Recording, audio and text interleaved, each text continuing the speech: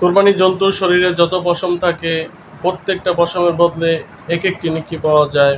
কোরবানি আল্লাহ রাব্বুল আলামিনের পক্ষ থেকে এক বিশেষ অনুগ্রহ, কেননা বান্দা কোরবানির মাধ্যমে আল্লাহর নিকটবর্তী হতে পারে। কোরবান শব্দটি কুরবুন শব্দ থেকে গঠিত। এর শাব্দিক অর্থ নিকটবর্তী হওয়া, সান্নিধ্য লাভ করা। যেহেতু আল্লাহর নৈকট্য লাভ করার মাধ্যম হলো কোরবানি, তাই এর নাম কোরবানির ঈদ। এই এই দিনে ঈদ পালন করা হয়ে থাকে, এজন্য একে কোরবানির ঈদ বলে। এই ঈদের অপর নাম ঈদুল আদহা। আরবি শব্দ আদহা অর্থ কোরবানির পশু। যেহেতু এই দিনে কোরবানির পশু জবেহ করা হয়, তাই একে ঈদুল আদহা বলে।